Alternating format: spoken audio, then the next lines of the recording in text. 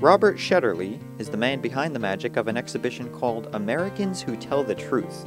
They are 210 portraits of historic figures in U.S. history that have shaped our lives in one way or another.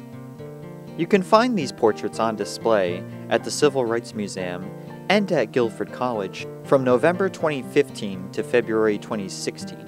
Robert joins us today at Scuppernong Books in downtown Greensboro. His inspiration for the project came from 9/11.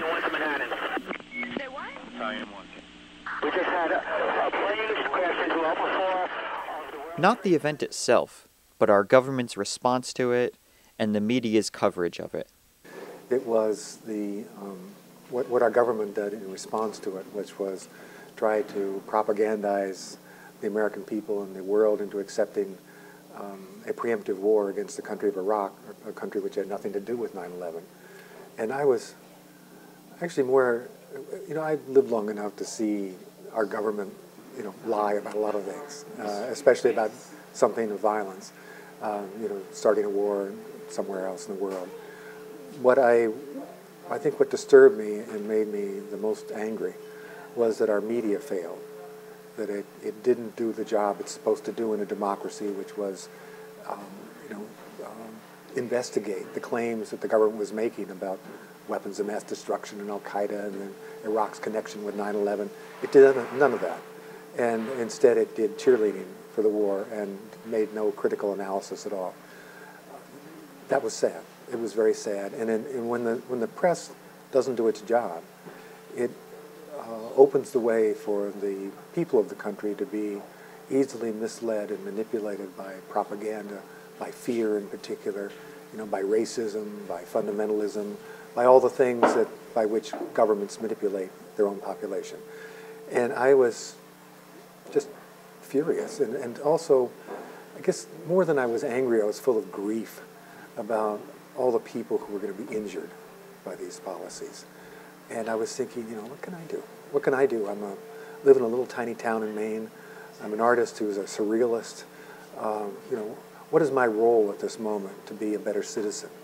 And I thought I had to use the thing I do best, which is paint, to find a way to have a voice. I thought that I was, when your country lies to you and manipulates you, you lose a certain degree of your own identity and your own autonomy. And I wanted to find some way to regain that identity and autonomy.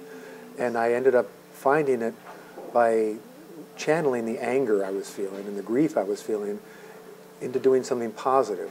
And that ended up being to surround myself with people from the country who I admired enormously for trying to increase the amount of equality, freedom, justice, integrity that we have as a people, to live up to our own values, rather than obsess about the people who were taking them away. And that's where the whole portrait thing came from. Did you have a feeling that the Iraq War was maybe, you said a lie, and you said that you felt that you have been lied to before by the government. Do you feel like this was to a different degree? Yeah, it was a different degree to, yes. I mean, the short answer is yes. I think it was a different degree. But part of the degree was that how obvious it was.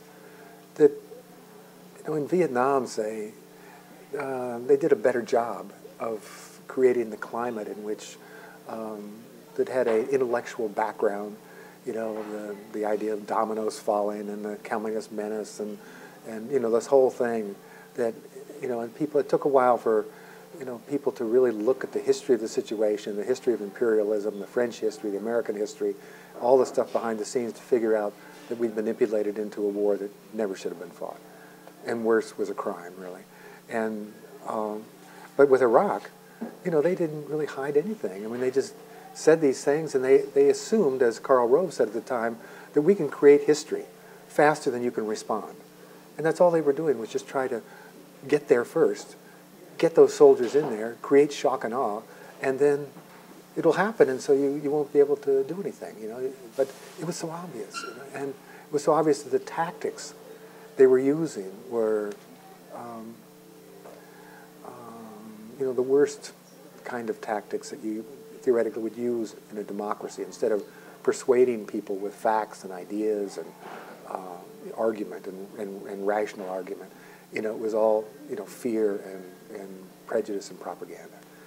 And that's what was different, the degree, is just the obviousness of it, and also how sad it was that people could be so easily persuaded against their own best interests, really. And at what point did this turn from your process from that feeling of being very upset to this artwork? Tell me about your feeling and how that led up to this constructive process. You know, it's interesting. I have I'm a self-taught artist, and I think, like many artists, I do it because there's something, you know, internally that drives it. There's something passionate about it, but the passion is not just because, you know, you love art. It's because, for you in particular, a particular kind of art is therapeutic, really. I mean, I think all really good art has a therapeutic side to it in one way or another. And I have always used art to both know myself and to try to understand the world. And so there was that element of being overwhelmed with emotion and thinking, I've got to make art so that I understand what's going on with myself and how I feel about what's happening. And I knew that the major feelings, as the anger and the grief I was feeling, were bad for my health. I needed to find something that put it in a different context. And so as soon as I began to make the paintings, and they were about people I loved and admired, all that anger turned to love.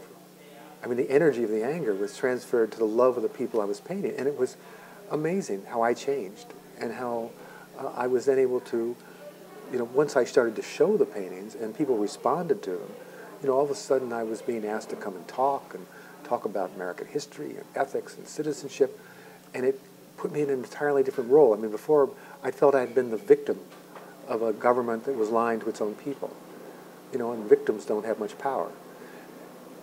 I still don't have much power. But I mean, in the sense that once I turned it, though, and started to make the paintings, I had found a voice that allowed me to talk about what the issues were.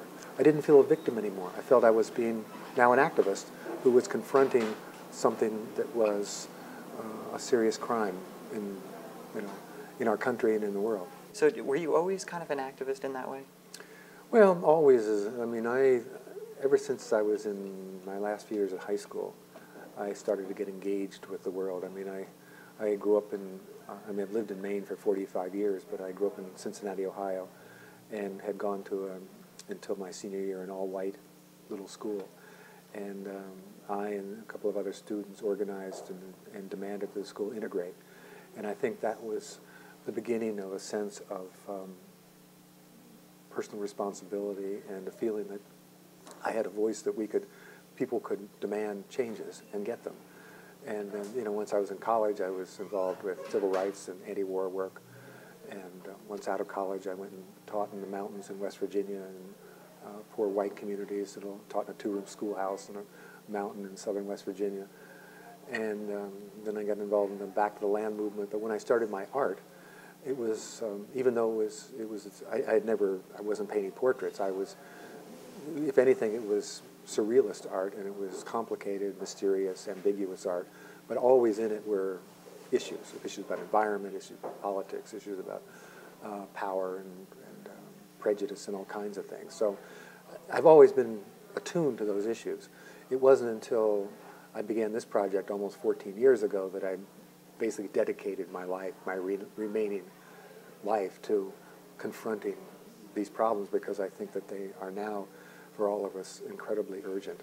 That I was willing to give up my career, which I'd worked many, many years to get to that position where I could support myself and a family on making art, to making paintings I don't sell, but eventually I'll give them all away to an institution that will continue to use them for education. But I felt I had to make that choice, and now I love it. It's redefined my life and my purpose. Mm. And Walt Whitman was your first one, correct? Yeah. What was it about Walt Whitman that drew you to painting, or what came first, actually? The painting or the quotes? Which one were you drawn more towards? Actually, on almost all the paintings, the painting comes first, and then I find the quote. But his was different. It was the seeing that quote that gave me the idea for the whole series. Like many artists, I have a wall full of pictures, postcards, quotes, all kinds of stuff pinned up in my own studio, other people's things. And I one day just looked at that when I was thrashing around, saying, what can I do? What can I do? About this moment. I looked up at that wall, and there was this quote from Walt Whitman. This is what you shall do: love the earth, the sun, and the animals. It begins. And I read that quote, and I thought, which actually comes from the preface to the second edition of Leaves of Grass, his great poetic work. I looked at that quote and I said, oh my goodness, I'm going to paint his portrait. I'm going to scratch those words to it. And my next thought was, I'm going to feel better. That's what all I was thinking, I will feel better, I knew that through Walt Whitman I could put myself in touch with something essential about American democracy. I mean, if there was ever a Democrat in this country, little d Democrat, the Democratic Party, but a man who really believed that all people and everything created is essentially equal, it was Walt Whitman. And I wanted to put myself in touch with that spirit because I thought that was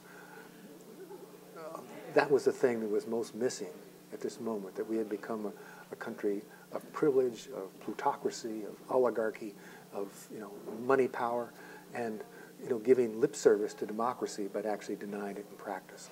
And that through Walt Whitman, I wanted to be right back at the most essential thing about democracy, which is, not only that you have rights and I have rights and we should both regard each other as having equal rights and everybody else, it's that we can't survive as people and a species on this planet unless we understand that everything created is, absolutely essential to the health of everything else. That we can't think of ourselves as being exceptional or better than not only other people but other species. That when we say, oh, gee, we're losing some species, they're going extinct, that's okay because we're superior to that. Not true. We need them. They need us. And if we don't understand that, that's sad, and we're in for some very hard times. And that sounded almost like jumping ahead to Woody Guthrie when he wrote "This Land Is Your Land." He was kind of upset in a way when he said this land is for everybody. Isn't that maybe sort of along the same lines? Absolutely. The thing is about that, and I use Woody Guthrie's story a lot, because if you go into, literally, and I go into hundreds of schools all over this country, and you ask kids, who's Woody Guthrie? No idea. No idea. But then you say, well, do you know the song, This Land Is Your Land? And everybody knows it, and they can sing the first 2 or 3 verses. Right, we grew up in middle school singing that. Yeah, but that's all you sing. He wrote the song not to celebrate how beautiful and big and wonderful the country is and that you own it and I own it and that we should relish that. He wrote it to get to the last couple of verses where he questions all of that. The quote that I put on his painting is the second to last verse that he originally wrote with his own pencil after hitchhiking from Oklahoma to New York City, where he said, one bright sunny morning in the shadow of the steeple by the relief office, I saw my people. As they stood hungry, I stood there wondering if this land was made for you and me. That was the point of the song. Is it really? That's been censored in our schools. Kids aren't reading what he really wrote, and the question he was asking. They read it as this great hymn, this great celebration of life in the country and the fact that we both own it. That's not what it was about. He'd just gone through the Depression and the Dust Bowl. He'd seen horrible inequality. He'd seen all these American refugees. And he was full of questions about, well, why is this happening? And why are these people being treated so badly? There's still great wealth here. Why are we, allowing these people to starve, have no jobs? And so he was asking, is this land really made for you and me? That was the point of the song. The next verse says he comes to a sign. It says private property. He walks around the other side and said, that side doesn't say anything. That's the side that's made for you and me. That's what the song was about. It was about questioning private property, about capitalism, about the real values of the country, and do we really value individuals and dignity? I mean, that's a really important thing. And he's one of the most complex characters, in American history in the sense of, and also shows how a person can be, like his private life was a wreck, but the way he gave in his public life, and the way he authenticated the lives of people who were marginalized was incredibly important. That leads me to think that you have a lot of people who went sort of against the grain of their time. Yeah, well, the grain of the time is often the status quo and is supporting privilege and power. And often the cause of justice is against the grain. And that's why it's so important, because power controls the situation and often gets what it wants, and it's going against the grain is the only way we stand up for the rights of the people who've been left out. And the people who do that are, I think, the heroes of the country. Because if we begin in this place of values that say we believe in rights and equality and the dignity of the individual and inalienable rights and things like that, who are the people that stand up for those things? You have to go against the grain. I mean, to me, that's one of the great ironies of American history, is that it takes incredible courage and perseverance to demand successfully the things we all say we believe in. I mean, why is that? And it's because of power. It's because of privilege. And was that sort of the basis for how you selected the paintings? Yeah, absolutely. I mean, I was looking for those people. I mean, obviously there's no way to do all of them. I mean, I had this idea I would paint 50 portraits. I've now painted 215, 16 something, and I wish I could paint another 200. But still I would be leaving out many, many people. But I'm looking for, I'm looking for people particularly, looking for people whose story and whose courage is outstanding, whether they're well known or very little known. And I'm particularly looking for people who should be known who aren't, who have stood up at a particular moment, demanded something be changed, and often sacrificed a lot because of that demand. And then the attempt is to give those stories to young people especially, because every one of us at some point has a moment when and there are probably lots of them in our lives where we realize, wow, I should have stood up then, or I should have said something, or whatever it is. My life is full of regrets like that. Although doing this project, I have nowhere to hide now. I've got to be out there doing what I believe in. But anyway, when you see that happen, and you see somebody stand up and insist that the right thing be done, there's a story about that. And then other people need those stories. I mean, it's so much easier to act when you've got this feeling that you're in a tradition of courageous conscientiousness. If you've got other people that, even if they're not alive, they're at least present in your in your memory about what needs to be done at this moment, and you're acting in the tradition of Frederick Douglass or Fannie Lou Hamer or Rosa Parks or Martin Luther King. You've got those stories to help you. You can ask yourself, well, what would they do at this moment? One of the things you see in contemporary education a lot is those stories are all gone. I mean, even this week in the schools here in Greensboro, it was very rare where anybody could tell me the real story of Rosa Parks. I mean, one of the most obvious of our civil rights icons. And if you don't have those stories, you don't have much to go on when it gets to be time that you've got. I mean, today people are given, as their heroes, are given celebrities, sports stars, not heroes of conscience. And that's very disturbing. And we've got to reclaim that place in our children's education. What are the reactions you're seeing from some of the youngsters as you're telling these stories? Well, sometimes it's hard to tell. I mean, I'm often not in schools long enough to really see. What I can see is that the kids, for the most part, pay very close attention, that they're surprised to hear these stories. A lot of places I go, kids ask one of the first things I ask is, why don't we know these stories? Why aren't we taught these things?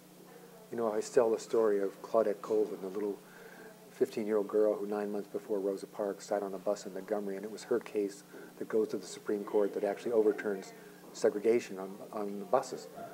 You know, kids don't know the story. I didn't know the story. Why not?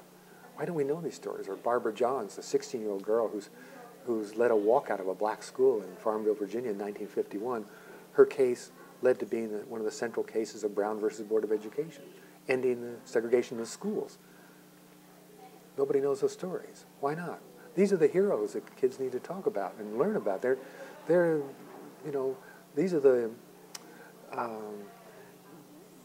you know, these are their role models for, you know, you look at it's not just an adult, you know, it's a kid. It's somebody their own age who's stood up and become, you know, their courage becomes the focus of the whole struggle then.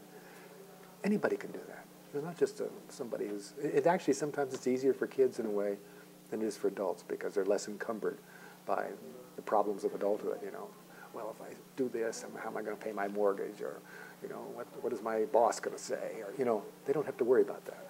I mean, they've got the other host of fears, but, you know what I mean. It's often adults get so caught in the systems of their own lives that they feel that they can't act out. They feel, you know, caught in those systems. Young people are often a little freer. And yeah, because you're sort of bogged down and kind of locked in. You know, you have a job and you have sort of a societal role that you feel like you have to play to not, you know, not scratch the barriers too much, I guess you could say. Well, today I was in several schools and they talked about Muhammad Ali. You know, not as a boxer, but the guy in 1967 when he was the heavyweight champion of the world who refused the draft. And people all over the country called him a traitor, called him a coward. You know, he lost his championship. He lost millions of dollars. He didn't fight for 5 years when he was in his prime. And I asked the kid, well, what did he have? You know, at the end of that, after he'd lost everything physical, what did he have? And they begin to think about, well, he had pride, he had courage, he had integrity, he had dignity, he had self-respect. He had all the things that make a life worthwhile. You know, and he had gained them. You can take all the other stuff away, but you couldn't take that away from him.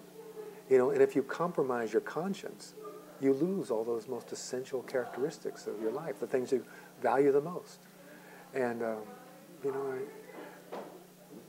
I want, you know, all of us, myself and other people, and especially young people, to think about that when they're, you know, as they begin to make the compromises that one makes to become an adult. You know, when at certain moments you can't compromise the things that are the most important, which are not, you know, your job or your salary necessarily. There's something else that you have to be thinking about.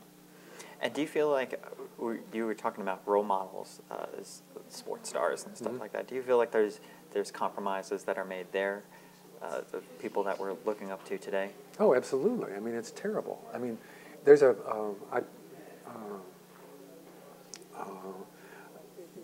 lot of, there's a history in the sports world of, and it's not a long one, but it's an important one, of, you know, certain sports stars who have stood up for causes. You know, Jackie Robinson, you know, Muhammad Ali, Martina Navratilova, Billie Jean King, you know, people like that. Very important people who haven't been willing to, you know, let, say, the commercial world around the sports world dictate to their conscience what they should say or not say. You know, you think of the Mexico Olympics in 1968 when Tommy Smith and John Carlos, you know, gave the Black Power salute after they'd, you know, won their races, and then they were sent home. But they had to make that statement about what was going on in terms of civil rights in this country. Today, though, I mean, this becomes rarer. You know, someone like Michael Jordan, when he's asked to support a cause, he said, well, I can't do that because, you know, everybody, including Republicans, buy sneakers. You know, so he's given up his own conscience, you know, for a bigger paycheck. I mean, here's a man who's a multimillionaire, and he can't even speak about a cause because he's owned, you know, basically owned. You know, you become, I mean, it's ironic, but he becomes almost like a slave to his corporate sponsors, who control him and control his conscience. That's a very scary thing, that money can do that. He gets a huge paycheck for his endorsements, but he's lost his voice. He's lost his conscience. That's what, but that person is then presented as a hero, is a person who's sold his conscience. That's what we shouldn't be doing to our kids, is presenting that kind of person. I would ask you who your heroes are, but you already know. You've already painted them. I painted a lot of them, yeah. Who are some of your favorites, actually? Oh, man. They all are at one time or another, as I'm doing their paintings. But there's certain ones I use again and again to tell certain stories. I almost always begin a talk talking about Sojourner Truth, who was a slave. She was a slave in New York, not in Mississippi. And she was so interesting a person, because she was, even when she was freed, she remained illiterate, but she became, one of the greatest activists of the 19th century for abolition and women's rights. Great speaker, very courageous person. And she frames the whole issues that I think are the nexus of American history, where she gives this speech about the Constitution, looking for her rights in the Constitution. And she says, I can't find them. And then she says, there's a little weasel in the Constitution. And what she's talking about is that even though we wrote this amazing language, which is really important that it's written down, language about inalienable rights and justice and freedom, and et cetera, et cetera. When we, instead of, when we signed the Constitution, instead of giving it to everybody, it was only given, the rights were only given to property-owning white men. We became, it was just like a religious moment in which we betrayed our own language. We created, the talk and the walk, and they were miles apart. How do they get together? And through Sojourner Truth, I can present to people that, it's basically, it's not going to be the privileged people who are in power who are going to wake up one day and say, uh-oh, we forgot to free the slaves. We forgot to give women rights, It's not going to happen that way. It's going to happen because the marginalized people, the people who are left out, are going to insist on it. They're going to fight for it. They're going to give their lives for it. That's the most exciting part of our history, I think, right there. And those are all my heroes. But it's through her story that I can frame the whole thing. And so she becomes one of my favorites. I'm just going to talk about the paintings themselves for a little bit. And you present people that have lived, and you can kind of see it. They have wrinkles. You can kind of see the wisdom in their eyes. You can kind of see that they have gone through some agony and some anguish. Was this on purpose? Did you want people that looked kind of, I don't want to say exhausted, but they've lived? Struggling against any form of power. Well, there's the word, struggle. It's exhausting. One doesn't win easily, and sometimes one never wins. You think of, say, Susan B. Anthony, 50 years struggling for women's rights, and then dies, I think it was 18 years or 16 years before women get it in 1920. Exhausted. It's exhausting.